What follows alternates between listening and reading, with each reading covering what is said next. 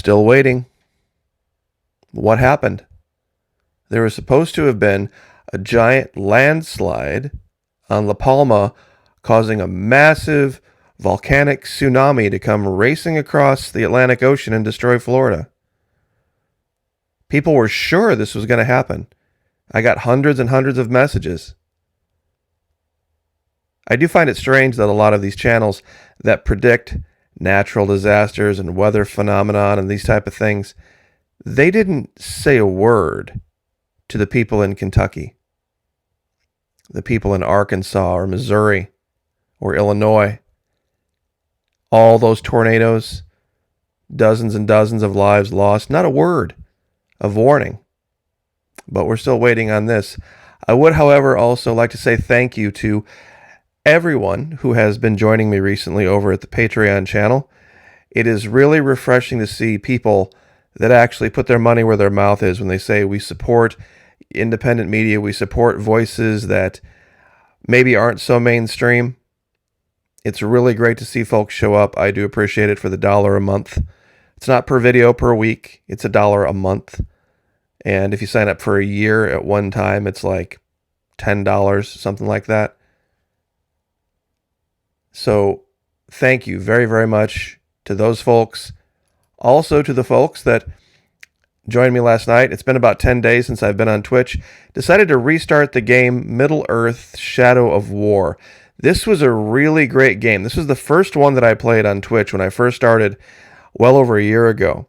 And what makes this game so much fun is, and it won Game of the Year. It won all sorts of awards.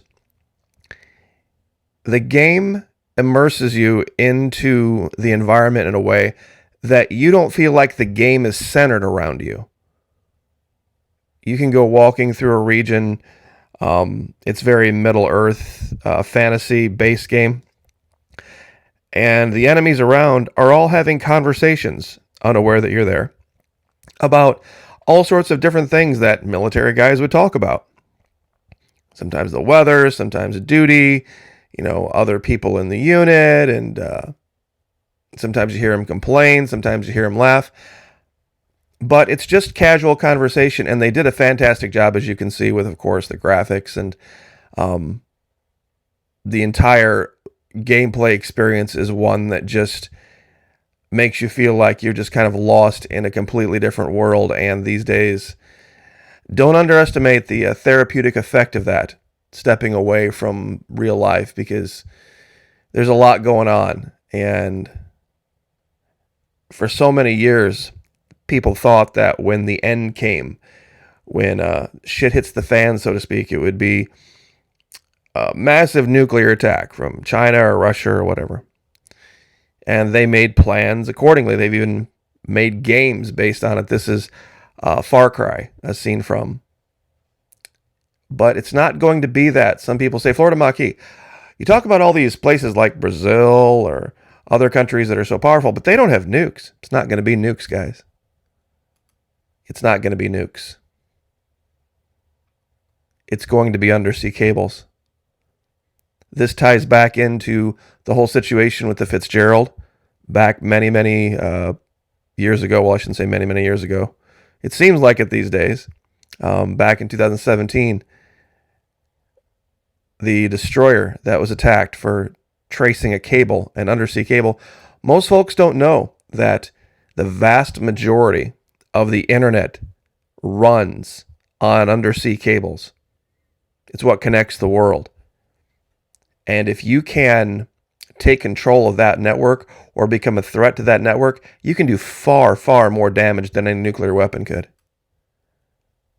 They just lay out there on the seabed, and they're heavily insulated, but we have submarines, and other countries do too, that are specifically designed to go down, sit on the ocean floor directly over one of these cables, and manipulate them. Well, guess what? The Chinese have just announced that they're building 2 permanent undersea bases for this very purpose. There are going to be people Chinese military, very likely, stationed in the deep oceans at these deep underwater bases for the specific purpose of monitoring and maintaining these cables. Now, this is going to blow your mind. People thought, Venezuela, they can't be a threat. They don't have battleships. They don't have aircraft carriers. They don't have nuclear weapons. It's a mini sub. The VAS 525, Venezuelan Navy. How much damage do you think one of these things could do to the U.S. economy if we continued our nonsense down there with the sanctions and trying to starve those people out? They could do untold amounts of damage. And I'm going to make a prediction, guys. I'd said this before. Initially, when cryptocurrency rolled out, I was first unsure of it, but then I looked into it. And I even had a miner, a little Bitcoin miner at one time. And it was all right. It wasn't a lot of money.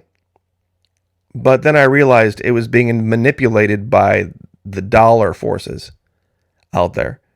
And people were just taking dollars and dumping it into crypto and then pulling out their wins, so to speak. They were manipulating it like any other currency. So at that time, I'm like, okay, you know what? This is not what it was supposed to be. I'm getting out of it. So I had changed my mind on this. I haven't changed my mind on that stance at all. I would get out of this because this is what's coming. They're going to be able to, I know people are looking like cryptocurrency, Bitcoin, that's doing great. Everybody, ETH is, it's going to replace the dollar and all this. You mark my words, guys. Mark my words. There are going to be so many people lose everything. And here's the article. China builds undersea cable bases amid digital infrastructural rivalry. I can't speak today. The two new bases will maintain optical fiber lines on the seabed that carry internet data, making them critical to economic and security interests. Beijing has been upping investment in digital infrastructure, partly because of pressure from the U.S. overhandling of internet traffic and potential for spying. Now, couple this with China seeks first military base on Africa's Atlantic coast, U.S. intelligence finds. Most of our cables that run our internet run through here or run over here to Europe. Their new base is going to be here. In fact, you can even see the Deepwater port that they built this for the government of Equatorial Guinea. But now they're planning on putting a Chinese military base there. Strategically, you'd have to wonder, what's really going on in the Congo? Because it's a straight line and they found something. But more importantly, they have the ability to control those undersea cables, and there's no replacement for it. It's 80% of the traffic. It's 80% of the traffic.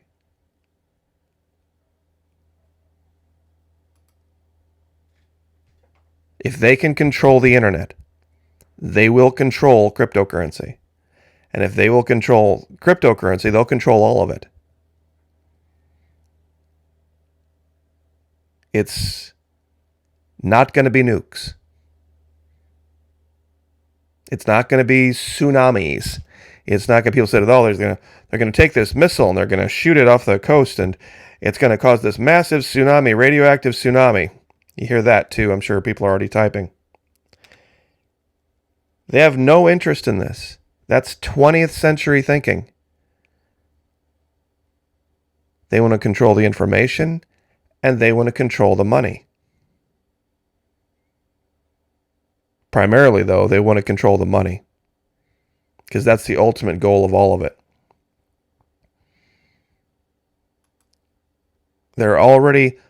We can't even build roads and bridges in this country, and they are building not one, but two massive undersea bases, the Chinese. They're going to station people full time on the seafloor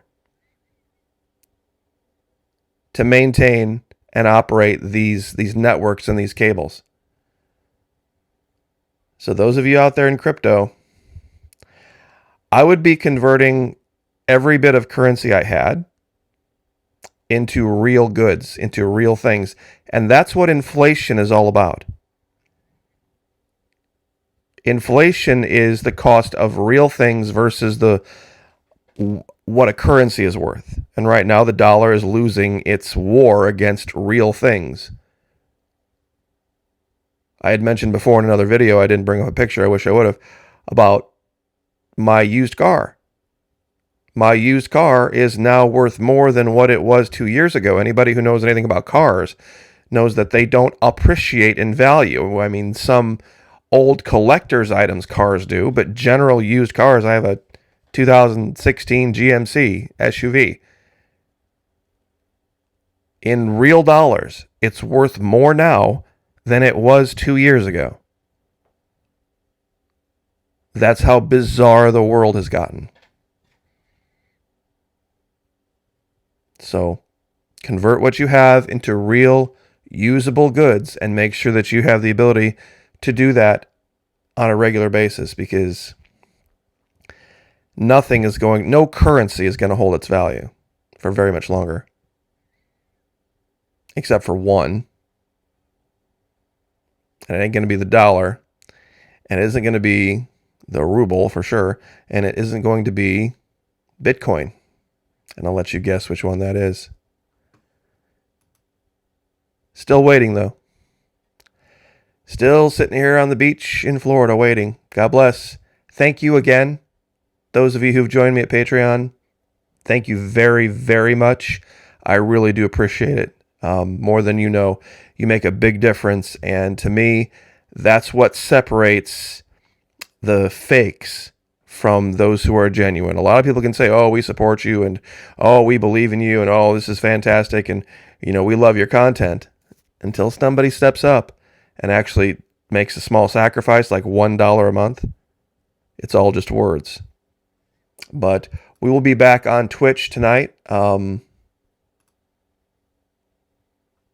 This is really a great game. It really is a neat environment. They've done an incredible job on the detail, as you can see.